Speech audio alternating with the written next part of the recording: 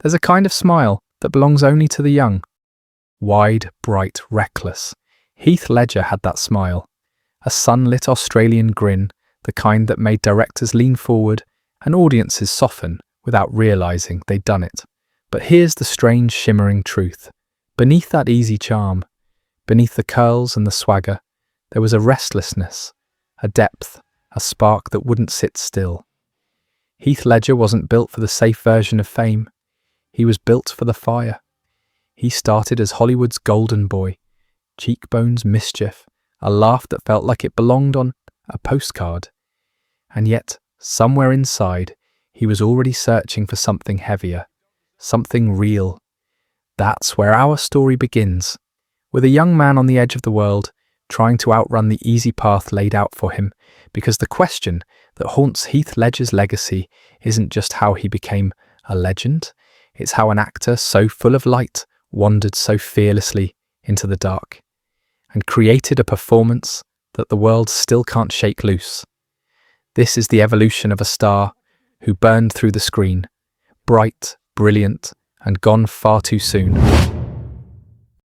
Before the cameras, before the chaos, before the Joker ever whispered a word, there was just a boy from Perth, a kid who spent more time chasing freedom than chasing fame. Heath Ledger grew up on sun-bleached streets, gliding on skateboards, carving lines through suburban quiet, like he was already searching for a bigger horizon.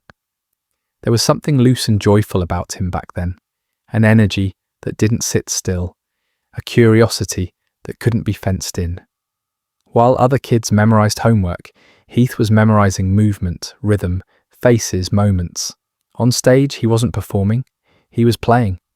And in that playfulness, that almost accidental vulnerability, you could already see the spark of something rare forming. Teachers noticed the charm. Friends noticed the mischief. Casting directors noticed, well, everything.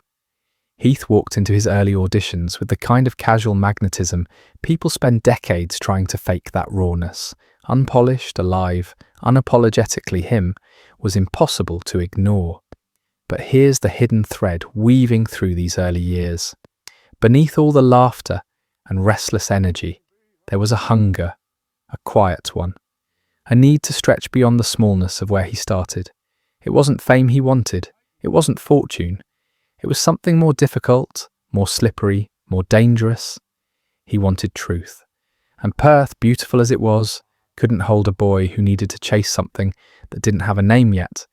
So he left, with a skateboard in his past, a script in his hand, and a fire in his chest that already knew it wouldn't be satisfied easily. Heath Ledger didn't arrive in Hollywood as a star. He arrived as a spark, restless, bright, and ready to catch. Landing in Hollywood, Heath Ledger didn't just turn heads.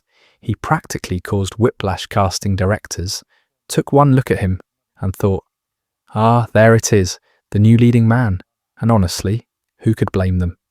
Then came 10 Things I Hate About You, the moment the world collectively fell in love. That hallway strut, that devilish grin, that rooftop serenade. Heath had the kind of magnetic charm that made teenage hearts detonate. He wasn't acting like a teen idol. He was effortlessly becoming one, almost by accident. And just when the world assumed he'd settle comfortably into the role of Hollywood's next pretty prince, he strapped on armor, grabbed a sword, and thundered onto the screen in A Knight's Tale. Suddenly he wasn't just a cute guy, he was a full-blown movie hero, equal parts swagger and sincerity. Romantic, rebellious, endlessly charismatic. But here's where the story bends.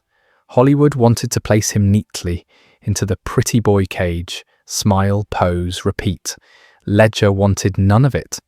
He had cheekbones sharp enough to cut film stock, but he wanted to be an actor, not an accessory.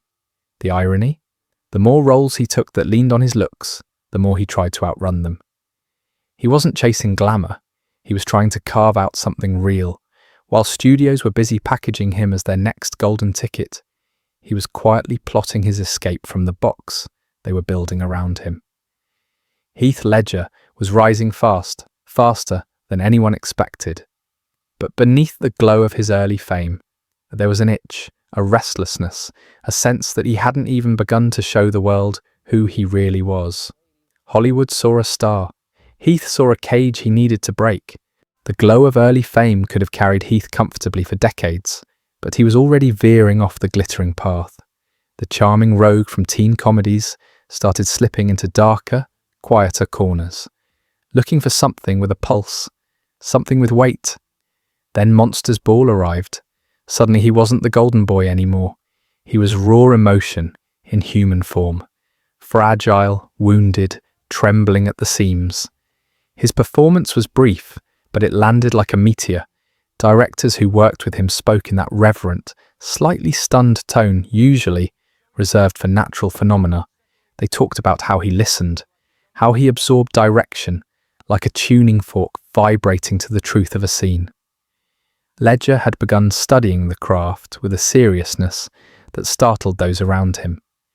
Friends described him during this period as intensely sensitive, alert to every flicker of human feeling, every unspoken fear.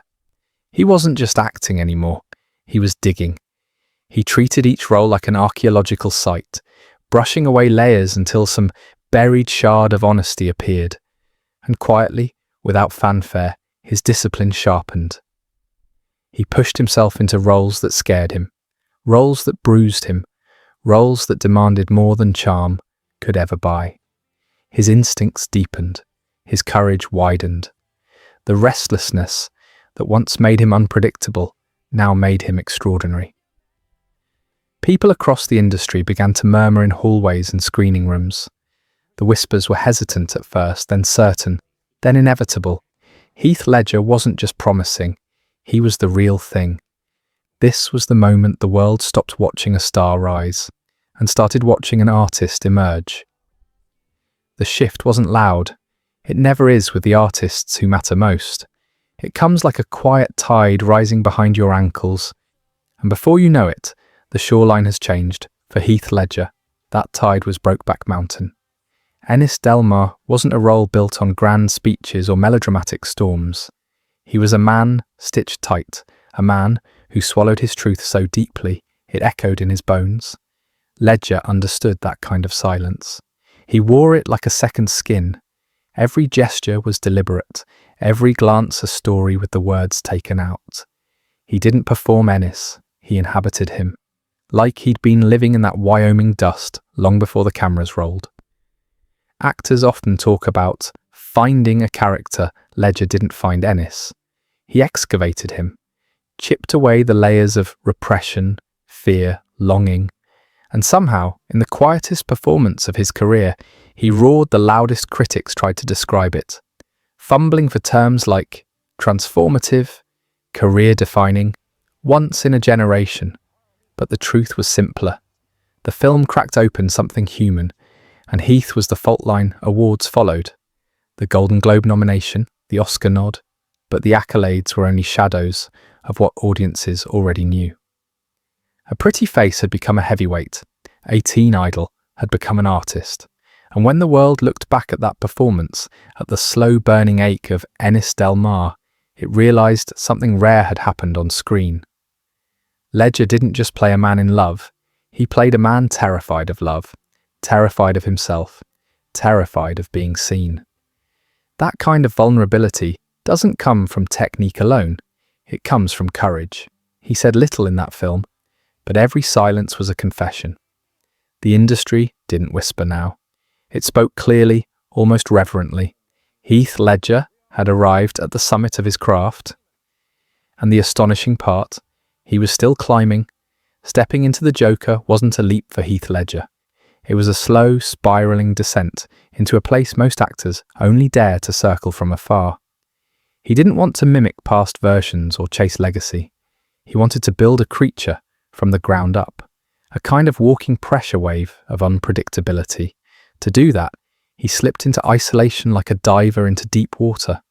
In that small hotel room in London, he crafted the Joker piece by unsettling piece a notebook filled with splintered thoughts, doodles, philosophies twisted sideways, a morbid scrapbook of chaos, curated with the curiosity of a scientist peering at a rare specimen.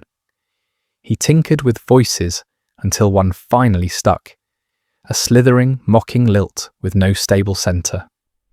He experimented with movement, letting his body sway, jerk, coil, as if some private, misfiring rhythm lived inside his bones. Ledger wasn't courting darkness for drama. He was exploring psychology, that strange maze of motives and impulses. He was fascinated by characters who reject every rule, every instinct for order. The Joker was pure disruption made flesh, an agent of anarchy without a backstory or excuse. Ledger wanted him to be terrifying, not because he was evil, but because you couldn't map the terrain of his mind. The work took a physical toll, like a storm brewing under his ribs. Sleep grew scarce. His mind stayed busy, too busy, leaping from voice to gesture to fragments of chaotic philosophy. Immersion became its own kind of gravity. Not destructive, simply all-consuming, the way true creative obsession often is. Artists who chase the edge know that feeling. The exhilaration, the weight, the cost, and through all of it, what mattered wasn't the myth that grew afterward. Not the conspiracies or the whispered lore. The truth was simpler, sharper, and far more impressive. Ledger approached the Joker the same way he approached every role he cared about, with discipline, curiosity, and a craftsman's hunger to push beyond what he'd done before. The performance that emerged wasn't dark magic. It wasn't danger dressed up as method. It was artistry, meticulous, daring, electrified by risk. A creation sewn together by a man who wanted to redefine what a comic book villain could be. And in doing so, he carved a scar into cinema itself. On the set of The Dark Knight, Heath Ledger moved like a storm cloud with a secret grin. Not heavy, not tortured, charged. Crew members felt it instantly. When he walked onto a scene in full makeup, the room seemed to hold its breath, as if everyone sensed something volatile and magnificent was about to happen. Christopher Nolan watched him the way a painter might watch a rare colour forming on a palette, not with fear, but with astonished respect. Ledger would explode into a take, then snap back into warmth between shots. He joked, he scribbled ideas, he played with the edges of the character the way musicians noodle with chords. The intensity wasn't constant. It came in waves, focused and controlled, like an athlete conserving energy for a perfect sprint. People who worked with him described this odd electricity that settled around him. Not darkness, more like a fuse burning toward brilliance. Nolan said he'd rarely seen an actor so alive inside a role. Ledger treated each scene like a blank canvas, brushing in unpredictability, refusing to let the Joker become predictable or comfortable. He delighted in surprise, the way he'd lick his lips, deepen his voice, toss a line in a direction no one expected. The crew began watching the monitors like it was a live show. Every take felt like a new discovery, but there was another layer too, softer and more human. Ledger was tired, the kind of tired that comes from pushing yourself into rare air, not despair, not unraveling, just the honest fatigue of an artist pouring everything he has into the work. Genius and exhaustion often sit side by side like mismatched twins, and Ledger carried both with unguarded sincerity. There's a bittersweet beauty to those final months. You can see it in behind-the-scenes footage, the flashes of mischief, the moments when he breaks character with a shy smile. His performance was a wildfire, but the man himself remained gentle, curious, grounded. That contrast, that quiet ache beneath the triumph, is part of why the work resonates so deeply. When the cameras rolled, he was incandescent.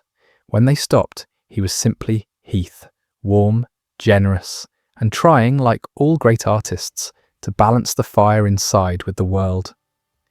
Outside January 2008 arrived like a curtain dropping mid-scene. No foreshadowing, no dramatic thunderclap, just the quiet, devastating news that Heath Ledger was gone. An accidental overdose. A body that finally surrendered after months of restless nights and the relentless gears of a mind that seldom slowed down. He wasn't reckless, he wasn't spiraling. He was a young father, a working actor, a man trying to soothe a storm that most people never saw. Those who knew him spoke in the soft tones people reserve for gentle souls. Michelle Williams described a man full of play and tenderness. Christopher Nolan remembered someone who would skate down studio hallways between takeys, laughing like a kid. Castmates called him luminous, curious, disarmingly human. Nothing about his death felt like myth or martyrdom. It felt like the world losing someone it shouldn't have lost, far too soon. The shock rippled outward. Fans mourned as if a friend had vanished. Colleagues felt the sudden hollowing that happens when a rare artist disappears. The industry didn't just lose a talent, it lost a possibility. Everything Ledger might have yet become.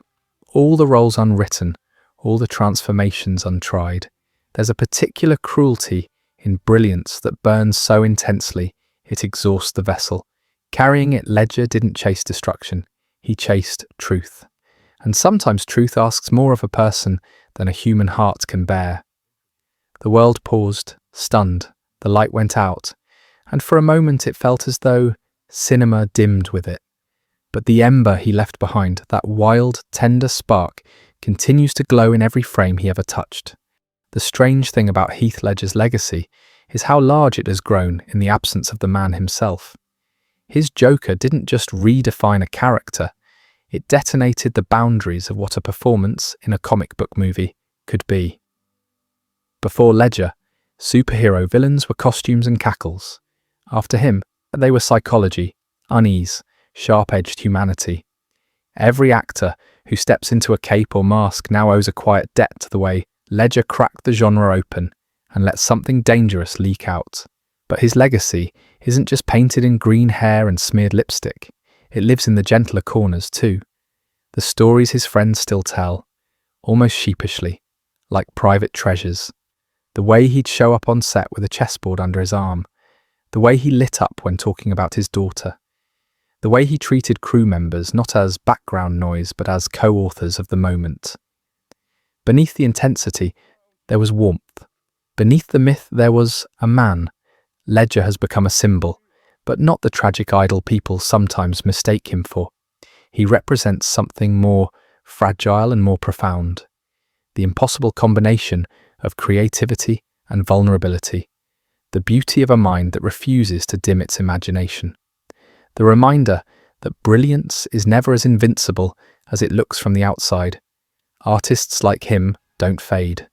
They echo. And that echo stays with us. A whisper that talent can terrify and tenderize all at once. That impermanence makes art burn brighter. That some flames are so fierce they leave light long after they go out. The montage winds down to a quiet hum. Heath laughing in some behind-the-scenes clip. Heath brooding in a dimly lit frame. Heath simply being in a way the camera could never quite contain. His story ends with a paradox that feels almost cosmic. A man so full of warmth, wit, and restless curiosity. Forever remembered for a role carved from pure darkness. Yet maybe that's the truth of him. He carried both. Light and shadow in one breath, innocence and intensity sharing the same pulse. His performances weren't masks he put on. They were windows he opened. He let audiences see the things most people keep tucked away. The tremble, the fury, the longing, the ache. And that's why he lingers.